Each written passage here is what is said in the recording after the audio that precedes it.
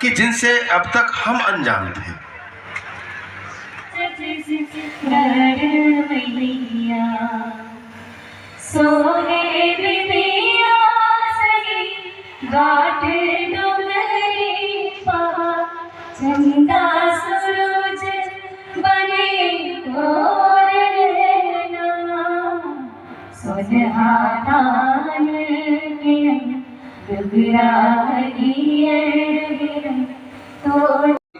और आपके बाद कंचन जोशी जी के कार्यक्रम हमने 3 मंच ये मंच के ऊपर विराजित हुई। जी हाँ, पंडवानी। नमस्कार दोस्तों, करेक्ट न्यूज में आपका स्वागत है। आइए हम ले चलते हैं लोक मंडई, जो डोंगरगांव में 3 दिवसीय आयोजन किया जा रहा है, जिसमें एक से बढ़कर एक स्टॉल लगे हैं और यहाँ पे आकर्षक का केंद्र बने हैं, जो छत्तीसगढ़ी व्यंजन है और छत्तीसगढ़ी वेशभूषा है। और सबसे बड़ी बात यह है कि यहाँ पे केदारनाथ मेला हो। हाँ, सब लोग मंडई देखे बा। हाँ, केदारनाथ के बहुत सुंदर दर्शन कैसे, बहुत सुंदर, अच्छा लगी से। हकीकत में नहीं देख पा रहे हैं, अपन जीवन भर यहाँ देखिए। आज के बस के बात नहीं है कि हमारा धर्म ना वो जान पाए। हमारा धर्म एक ऐसे विचित्र है, हमारे रीति रिवाज एक ऐसे विचित्र है, जिला हमारे समाज के लोग खुद भूलत जावत है और वो भूलत है तेरा याद दिलाए बर ऐसे आयोजन करत है। तेकर लिए मैं बार बार हमारे विधायक जी ला धन्यवाद देवत हो कि हमार संस्कृति ला, हमार जात हा खुद बुलावत है और वो भूलात है तेरा याद दिलाए बर ऐसा बहुत तरह भूलत है। तो ऐसा आयोजन करेले हमार जो युवा पीढ़ी है उला बहुत जानकारी मिली और ये ला हमेशा के लिए यादगार बनाए। यही कह के मैं अपन वाणी ला विराम देता हूँ। जय छत्तीसगढ़, जय बुढ़ादेव।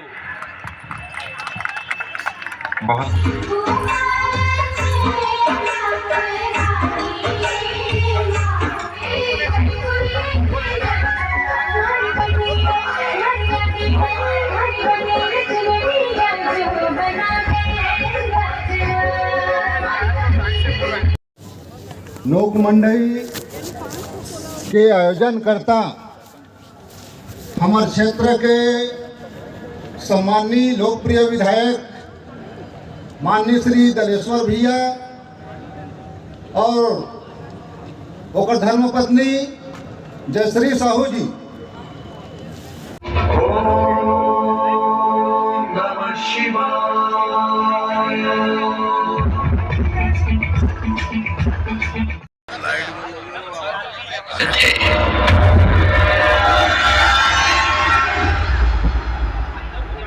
माननीय दलेश्वर साहू ने आदिवासी भाइयों के सहयोग से आदिवासी संस्कृति और उनके गौरव को 3D प्रोजेक्शन मैपिंग और लाइट एंड साउंड के माध्यम से दिखलाने का अनूठा प्रयास किया है।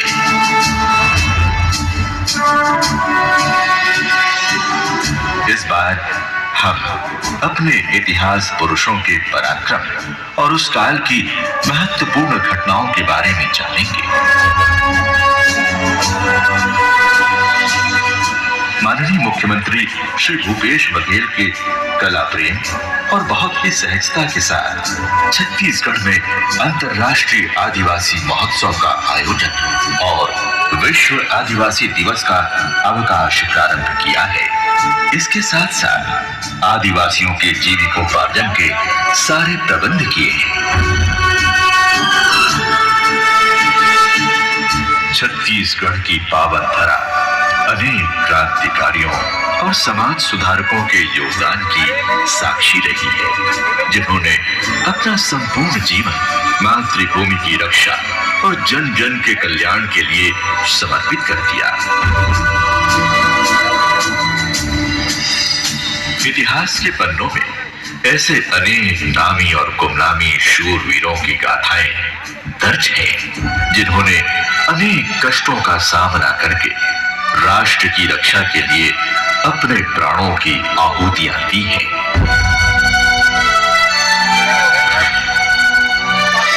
इन्हीं वीर वीरांगनाओं के त्याग और बलिदान का ही परिणाम है कि आज हम आजाद हवाओं में सांस ले रहे हैं। आज अवसर है उन्हें याद करने का, उनकी गाथाओं को जन जन तक पहुंचाने का।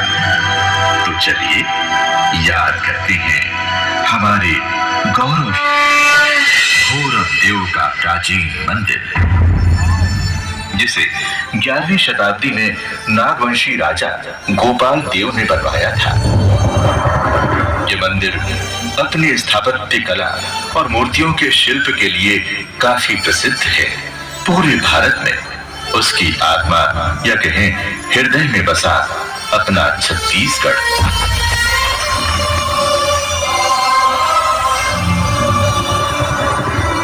इस छत्तीसगढ़ की संस्कृति में बसे हैं विभिन्न समाज और करने नाचने का सिलसिला प्रत्येक तीज और त्योहार में शुरू होता है।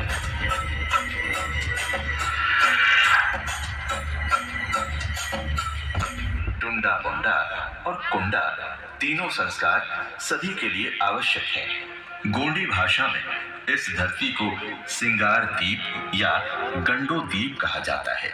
सिंगार दीप और गंडो दीप इन दोनों शब्दों का अर्थ पंचखंड धरती होता है, यानी 5 दीप की धरती है। और गोंडी पुनेम का अंतिम लक्ष्य सदा जन कल्याण है। यही मार्ग जय सेवा का मार्ग है। सभी जीवों का कल्याण और सेवा भाव का जय जयकार करने वाले गोंड अपने अधिष्ठाता बारी कुपार लिंगों के प्रति कृतज्ञता जाहिर करते हैं। गोंड समुदाय का जीवन नृत्य गान से भरा पड़ा है। क्या आप जानते हैं नृत्य और गान की गोंडी शुरुआत कैसे हुई? भंवरों के गुंजन और फूलों के चारों ओर उनके नृत्य को इसकी शुरुआत मानी गई। यही नृत्य कला की शुरुआत थी। प्रत्येक नृत्य गीत किसी न किसी धार्मिक पर्व, सामुदायिक कार्यक्रम और मौसमी ऋतुमान से संबंधित होता है।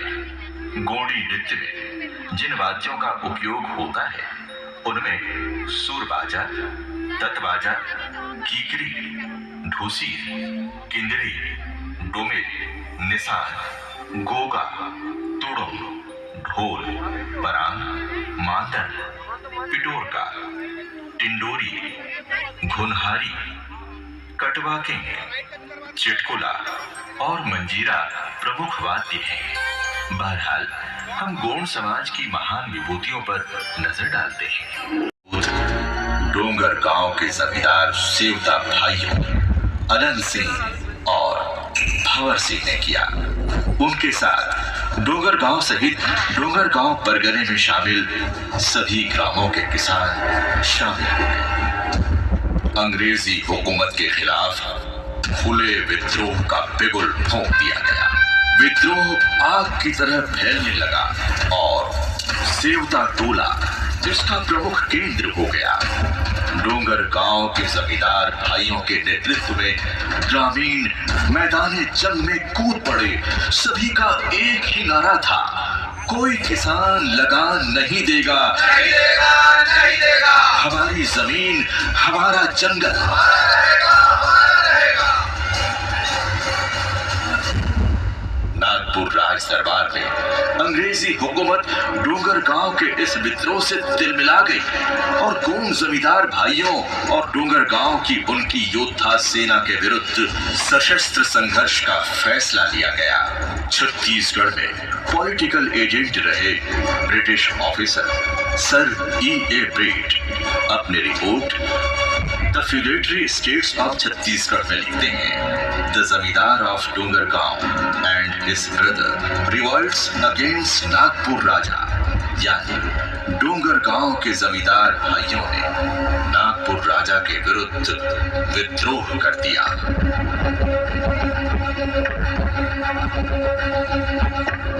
सन 1823 का जनवरी माह किला पहाड़ी की धरती और एक ओर ब्रिटिश समर्पित सेना, दूसरी ओर सेवता ठाकुरों के नेतृत्व में उनकी योद्धा सेना, दोनों के बीच का वो भीषण युद्ध जिससे सेवता टोला की धरती रक्त से लाल हो गई।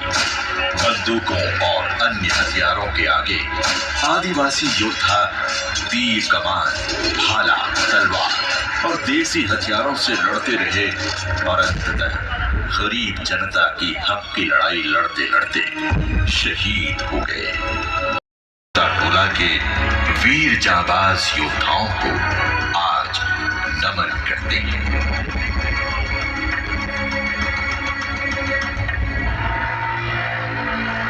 बस्तर के जननायक शहीद गुंडा धूर को भूमकाल आंदोलन का जनक कहा जाता है। लाखों आदिवासियों के प्रेरणा स्रोत गुंडा धूर बस्तर को अंग्रेजी हुकूमत से समेत पूरा देश आदिवासी गौरव महापुरुष के रूप में मानता है। उस महान योद्धा को हम नमन करते हैं। पशुपालन, व्यवसाय और शासकीय पदों सहित सभी उच्च पदों पर सुशोभित है। कंवर समाज के इतिहास पर नजर डालें तो कौरव वंश के साथ जुड़े कंवर जनजाति के लोग न केवल अच्छे शासक थे बल्कि कुशल सेनापति और योद्धा भी थे। छत्तीसगढ़ में इनका ऐतिहासिक स्थापित शासकों के शासन में भरपूर योगदान रहा है।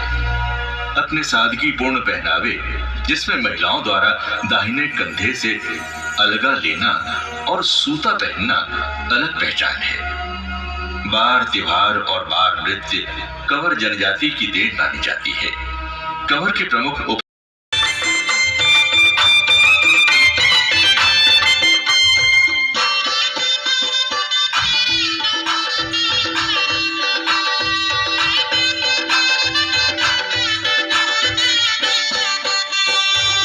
कंवर जनजाति में धर्म की अवधारणा अनेकेश्वरवाद से प्रभावित है। वृक्ष, चट्टान, नदी, तालाब, खेत, खलिहान सभी में किसी न किसी देवता का अंश माना जाता है। प्रत्येक वर्ग में आर्थिक सामाजिक गतिविधियों में एकता समाज की पहचान है। वन और प्रकृति जीवन से जुड़े घटक हैं। कंवर समाज के आराध्य देव दुल्हा देव की पूजा और अर्चना प्रमुख धार्मिक संस्कार है। दुल्हा देव के साथ साथ ठाकुर देव, शिकारी देव, सगई देवी, मातीन देवी, बंजारी देवी आदि देवी देवताओं की पूजा के साथ सभी शुभ कार्य संपन्न होते हैं। खड़का घाट सोहले महाराष्ट्र में महाशिवरात्रि का मेला समाज का पावन तीर्थ है। छत्तीसगढ़ में कंवर समाज के संत गहिरा गुरु के प्रति लोगों की श्रद्धा किसी से छुपी नहीं है। गहिरा ग्राम अंबिकापुर के रहने वाले विख्यात समाज सेवी और मानव सेवक रामेश्वर उर्फ गहिरा गुरु ने वनवासी क्षेत्रों में शिक्षा और जागरूकता के लिए अद्भुत कार्य किया। विद्यालयों और छात्रावास की स्थापना के बाद जन जागरण के अभियान चलाए। मानव समाज को एकता के सूत्र में पिरोने वाले गहिरा गुरु ने सनातन संत समाज की स्थापना की और अपने महान कार्यों के चलते स्वयं संत कहलाए। उनके नाम पर छत्तीसगढ़ सरकार ने पुरस्कार तय कर रखा है और अंबिकापुर महाविद्यालय का नाम भी गहिरा गुरु के नाम पर किया गया है। कंवर समाज अपने गौरव गहिरा गुरु के आदर्शों को अपनाता है। हम आज इस मंच से गहिरा गुरु के योगदान को प्रणाम करते हैं।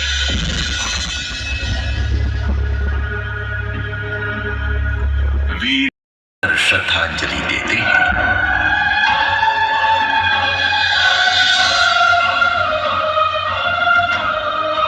वीर रघुवर सिंह कंवर स्वतंत्रता संग्राम बागबाहरा तहसील के ग्राम तमोरा में कंवर आदिवासी कृषक परिवार में हुआ था, जिन्हें बाद में ग्राम तमोरा का गौठिया कहा गया।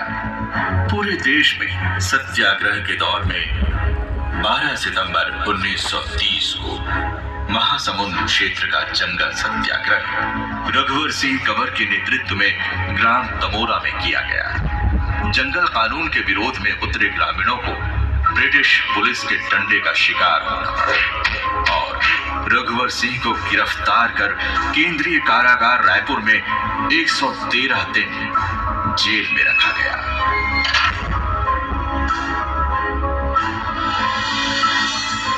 वीर रघुवर रघुवर सिंह का पूरा परिवार इस आंदोलन को आगे बढ़ाता रहा। स्वतंत्रता के इस सेनानी को कंवर समाज अपना आदर्श मानता है, जो मराठी और उड़िया का संयोजन है। हल्बा बस्तर की मूल जनजाति है और लोक भाषा हल्बी बस्तर राज्य की राजकीय भाषा भी थी। हल्बा शब्द के भीतर ही हल छिपा है। इस जनजाति के लोग हल चलाने का कार्य करते थे।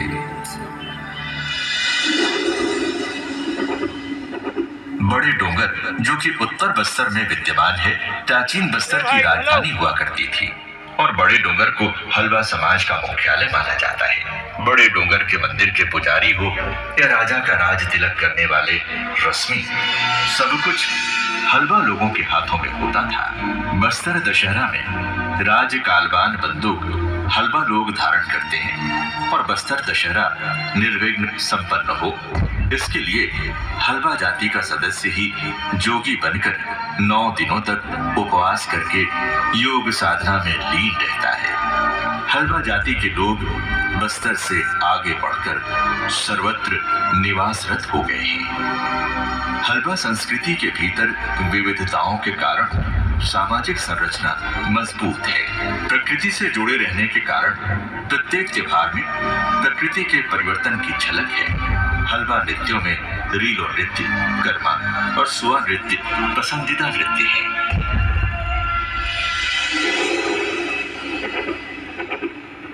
हल्बा क्रांति की ज्वाला 165 गांव की कमान थी। सन 1825 को गेंद सिंह के नेतृत्व में सुलग रहा था ये परलकोट आंदोलन। अंग्रेजी हुकूमत के अबूझ बाढ़ में लूट खसोट और शोषण के विरुद्ध एक आवाज थी। परलकोट के राजा गेंद सिंह के आह्वान पर पूरा अबूझ बाढ़ उठ खड़ा हुआ था और तीर धनुष के सहारे ब्रिटिश सेना और उनके समर्थकों पर छापामारी युद्ध प्रारंभ हो गया। बस्तर की आजादी के नारों के साथ खूनी संघर्ष प्रारंभ हो गया। हजारों की संख्या में अबूझमाड़ी वीर प्रतिदिन दुश्मन का नाश करने लगे। घने जंगलों के बीच दुश्मन सेना टिक नहीं पाती थी। परलकोट के योद्धाओं का साथ मधुमक्खी की सेना ने भी दिया और प्रकृति और आदिवासी का साथ दिखाई देने लगा। को देखते हुए पुलिस अधीक्षक कैप्टन पेव को भेजा गया। 10 जनवरी 1825 को परलकोट महल को विदेशी फौज ने घेर लिया। आधुनिक हथियारों के सहारे यहां तक पहुंचे अंग्रेजों ने गेंद सिंह को बंदी बना लिया और 20 जनवरी 1825 को परलकोट में उनके महल के आगे फांसी दे दी गई।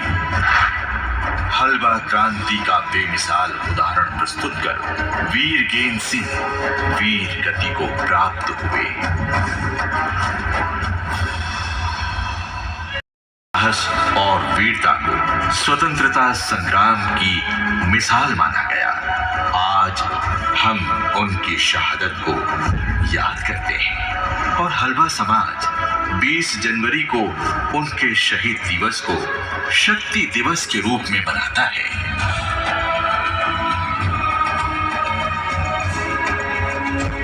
बड़े डोंगर की हल्बा क्रांति। उत्तर बस्तर का बड़े डोंगर आदि शक्ति मां महिषासुर मर्दिनी का देवी स्थान पर्वत है, जिसका मुख्य पुजारी हल्बा आदिवासी है और मां की कृपा से ही देशभक्ति का भाव यहाँ लोगों में फूट फूट कर भरा था। इसी स्थान पर बाहरी आतिताई शक्तियों के विरुद्ध क्रांति की ज्वाला जलती रही। सन 1774 से 1779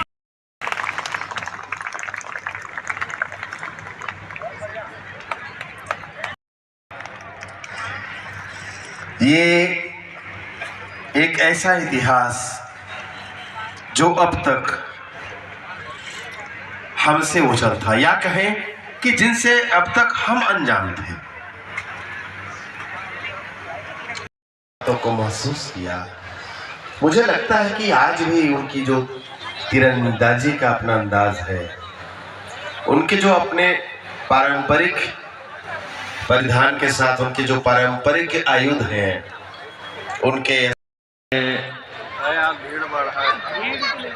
ये जो प्रस्तुतियां हो रही हैं डोंगरगांव की इस लोकमणि में हमारे बच्चों की, और मैं स्कूल के प्रबंधन के साथ ही साथ मैं उन प्रभारी शिक्षक आपको समर्पित करना चाहेंगे।